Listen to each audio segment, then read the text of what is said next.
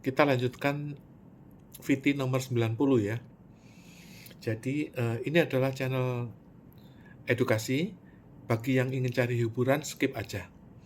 Nah, ada yang bertanya bahwa kenapa Raja Sanjaya kok tidak eh, memerintahkan untuk supaya Jokowi dipenjara aja gitu, karena Jokowi bikin banyak kekacauan.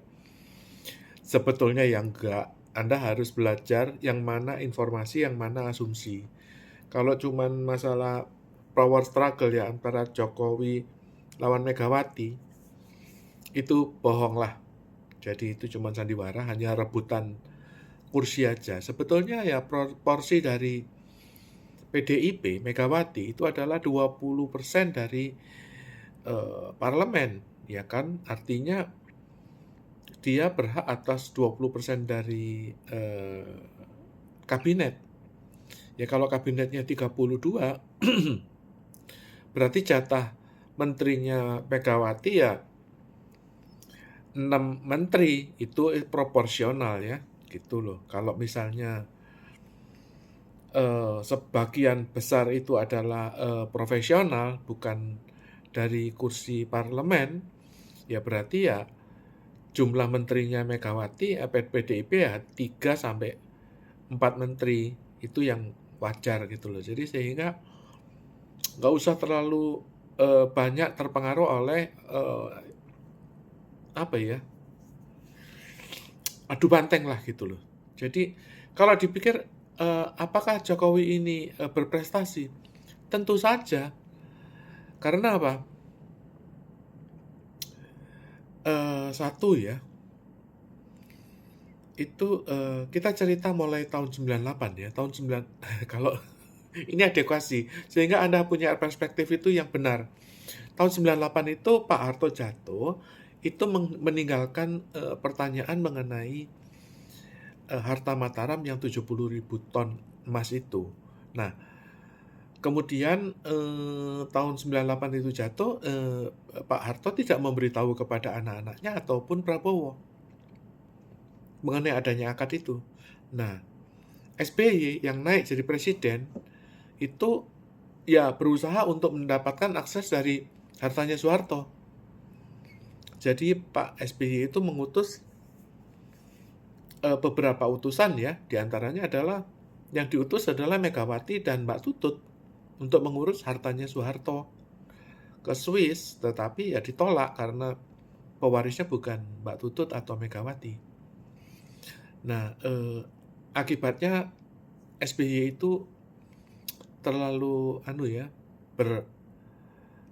bermanuver ya, sehingga beliau itu banyak mengatur masalah hak Pak Harto, mandataris MPR.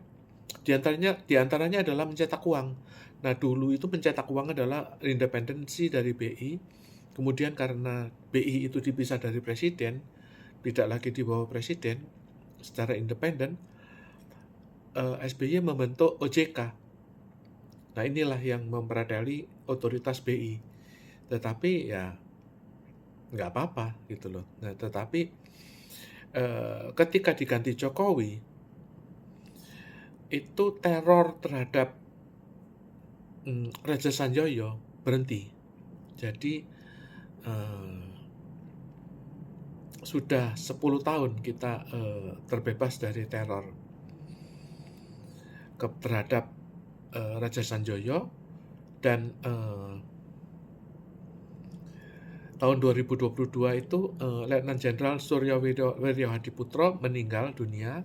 Beliau yang membocorkan adanya akad kontrak Amerika dengan Soekarno kepada Soeharto. Nah, sekarang pertanyaannya adalah Jokowi. Nah, Jokowi ini bagaimanapun juga ya, indikator dari keberhasilan pemerintah ya, menurut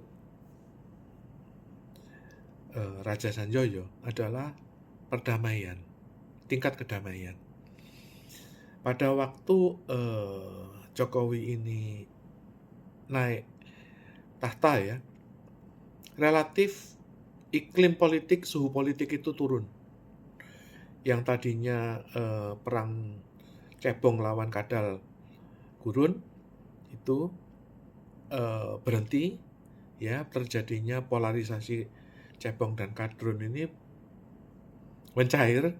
Terakhir ini malah makin cairnya, saking cairnya malah sekarang Megawati itu malah pro Anies. Jadi ya sekarang ini terjadi polarisasi 02 lawan 04. Oleh karena itu rakyat jangan terlalu terpengaruh. Ya, ingat bahwa Jokowi ini bukan Soeharto. Jokowi juga bukan Prabowo. Ya. Prabowo juga bukan Jokowi. Jadi sehingga jangan terlalu menilai Prabowo bakal merusak seperti Jokowi gitu loh. Jokowi ya Jokowi, Prabowo ya Prabowo. Jangan diasumsikan bahwa Jokowi Prabowo ini satu kotak, ya kan, belum. Ya, Prabowo itu penggantinya Jokowi. Jadi jangan menganggap bahwa kalau Jokowi banyak nepotisme, ya itu Jokowi. Prabowo kan belum tentu. Kita lihat dulu. Kita mulai dari nol. Gitu loh. Lalu kenapa kok Megawati ini kereng banget gitu loh. Kenceng banget kok lawan Prabowo. Dari dulu Megawati itu memang disiksa oleh keluarga cendana, oleh Orde Baru. Jadi sehingga itu hanya mental masa lalu, ya, trauma masa lalu bahwa dengan naiknya Prabowo yang Soehartois, seolah-olah Megawati Soekarnois itu dimusuhi. Jadi kira-kira beginilah ya, ada 3 unsur di Republik ini ya, 3 lah ya, ini 3 nih. Supaya Anda paham ini pakai ini, ilustrasi. 3 ya. Ya, ini nasionalis, ini agama, ini kom. Ini aja lah. Nasionalis, agama, kom. Oke? Nah, kemerdekaan Indonesia itu mayoritas didukung oleh revolusi kom. Kom ini bukan ateis loh ya. Kom ini adalah sosialis, komunis. Waktu itu ya, komunis itu bukan ateis. Komunis itu adalah sosialis. Komunis itu dari kata komunal. Nah, itu sosialis, aliran komunis sosialis. Itu yang melakukan revolusi kemerdekaan. Sehingga ketika Soekarno itu disuruh membubarkan kom ini, komunis, ya Soekarno keberatan karena Soekarno utang budi kepada kom ini karena dia yang revolusi untuk kemerdekaan itu mayoritas dari kom. Kalau yang lain itu nggak sekenceng kom. Karena kom ini orangnya revolusioner. Jadi sehingga Soekarno juga ada sifat-sifat mengarah kepada revolusioner. Revolusioner itu artinya agak ekstrim gitu loh. Ya, oleh karena itu Soekarno waktu itu agak condong ke arah bandul kom, kiri. Oke? Sedangkan Pak Harto itu bandul kanan ya. Bandul kanan itu kapitalis. Pak Harto kapitalis, Soekarno lebih ke arah sosialis. Ya. Nah, agama itu kadang-kadang ditarik-tarik ya. Dulu ya agama dan kom itu berjuang melawan penjajah ya. Itu berjuang bersama. Nah, kemudian pada waktu Pak Harto naik, ini dibelah ini. Agama dengan kom ini perang gitu loh. Nah, sehingga kesannya seolah-olah agama ini berbenturan dengan kom. Itu dulu.